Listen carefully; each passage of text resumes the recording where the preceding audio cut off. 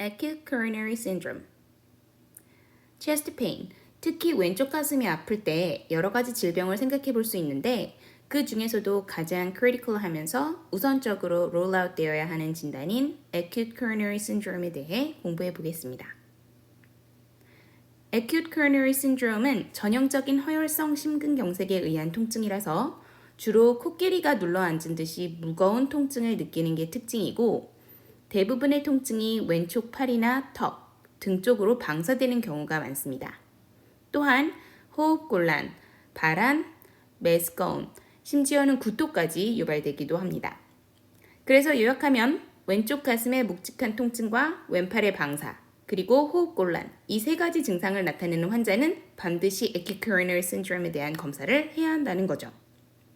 우선적으로 해야 하는 검사는 심전도, 즉 EKG를 보고 심장 근육의 정기적 활동을 확인해야 합니다.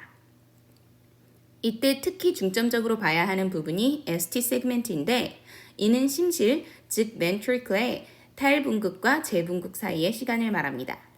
그림과 같이 이 ST 분절이 올라가는 식의 이상이 있을 경우 심근의 허혈, 그리고 경색, 즉 심장 자체에 공급되는 혈액순환이 막힌 상태를 의미합니다. 이런 경우 ST segment elevated myocardial infarction, 줄여서 STEMI라고 할 수 있고 이는 life-threatening emergency로 심장 근육이 혈액 공급을 못 받아서 말라 죽으면서 심장이 더 이상 뛰지 못하기 때문입니다. 반대로 심전도에서 ST 세그멘트가 상승하지 않고 오히려 낮아진, 즉 depressed된 경우나 혹은 T-wave가 거꾸로 inversion 하는 경우는 응급 상태까지는 아니지만 확실히 가슴에 통증을 느낄 만큼의 데미지를 심근에 입힌 상태다라고 할 수 있어요. 그래서 이런 경우를 non-ST elevated myocardial infarction, 줄여서 non-STEMI라고 하게 되죠.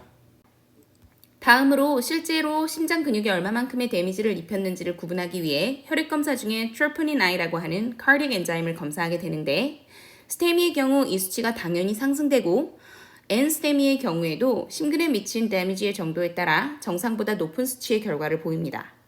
만약 이 혈액검사마저 정상으로 나온 경우 ST 분절에 이상도 없고 심근 자체에 미친 데미지도 크게 없지만 흉통은 존재하므로 이런 경우는 unstable angina라고 진단하게 됩니다. 이런 acute coronary syndrome의 대부분의 환자들은 CAD라고 하는 coronary artery disease, 즉 관상동맥 질환을 기저질환으로 갖고 있는 경우가 대부분인데 주로 고지혈증에 의해서 지방분해 물질이나 플라크 같은 것이 쌓여서 혈관이 좁아지거나 아니면 동맥 자체 벽이 두꺼워져서 혈류 흐름이 나빠진 경우를 말합니다. 또한 이런 심근 허혈을 일으키는 원인 중에는 작은 혈전인 트롬보스가 순환하다가 관상동맥에 들어와 혈액의 흐름을 막는 경우에도 발생할 수 있습니다. 그럼 흉통을 호소하는 환자를 위해 우선적으로 응급실에서 하는 처치를 모나라고 줄여 말할 수 있는데 모르핀, 옥시즌, 나이트로글리세린, 그리고 아스피린입니다. 모르핀은 환자의 흉통 완화에 효과적이고 산소를 공급함으로써 혈액 내 산소 포화도를 올려주고 나이트로글리세린의 경우 좌심실 압력과 전신 혈관 저항을 낮춰줌으로써 심장을 덜 힘들게 하는 데다 관상동맥을 확장시키는 효과가 있어 더 많은 산소 공급을 하게 해줍니다. 아스피린의 경우 혈전 예방을 위해 투여됩니다. 이 외에도 고지혈증 약인 스타틴, 혈압약에 해당하는 베타 블로커, ACE inhibitor, 이러한 약들을 24시간 내에 투여하기를 권장하는데 이는 환자의 사망률을 낮추고 예후를 더 좋게 한다는 통계학적 설명이 있기 때문에 그렇습니다. 다음으로 응급상황인 STEMI의 경우 빠른 심혈관 수술을 준비해야 하는데 이를 PCI, 즉 Percutaneous Coronary Intervention이라고 합니다. 상호적으로 쓰이는 수술명으로 Balloon Angioplasty라고도 하는데 이는 한국말로 하면 경피적 관상동맥 중재술 혹은 성형술이라고 할 수 있습니다.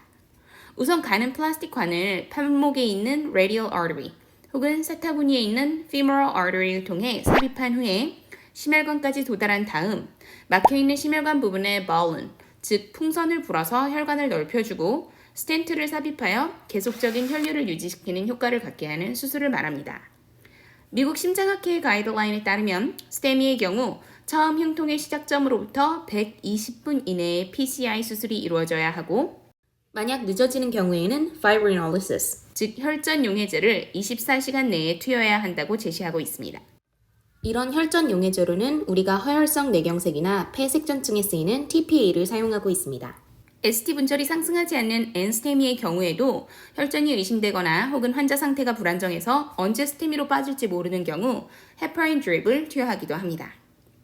다음으로 N스테미나 Unstable Angina와 같은 경우의 처치에 대해 살펴보면 일단 내과적 약물 치료를 하게 되는데 주로 혈압 조절을 위해서는 베타 블로커, ACE inhibitor 혹은 ARBs와 같은 약물을 씁니다.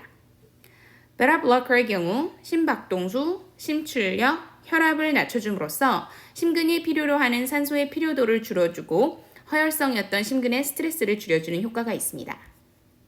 ACE inhibitor 혹은 ARBs의 경우 심근경색으로 인한 좌심실의 재형성, 즉 remodeling을 늦춰주고 심박출률, 즉 ejection fraction을 회복시키고 심혈관을 릴렉스하게 해주는 역할을 합니다. 또한 고지혈증 관리를 위해 high dose statin을 처방하는 경우도 있습니다. 어쨌든 정도의 차이는 있지만 환자가 가슴 통증이라는 증상을 보이고 있고 심근 자체에 데미지가 있을 수 있는 상황이므로 환자는 빠른 시일 내에 팔로우업해서 더 자세한 검사를 받아봐야 하겠습니다. 대표적인 검사로 스트레스 테스트가 진행되는데 한국말로는 운동부하 심전도라고 해서 환자가 쉴 때랑 운동할 때 심장의 리듬을 비롯한 활력 징후를 체크하고 심혈관 질환이 있는지 확인하는 검사입니다. 여기서 조금 더 특화된 뉴클리어 스트레스 테스트의 경우 방사성 조영제를 혈관에 투여시켜 실제 심혈관의 흐름, 허혈이 된 지점을 확인하게 됩니다. 그림에서 보는 것과 같이 환자가 쉴 때 조영제를 투여하여 심혈관의 흐름을 영상으로 찍고 이후에 환자를 트레드밀이라고 하는 운동기구에서 뛰게 한 다음 또 조영제를 투여하여 영상을 찍습니다.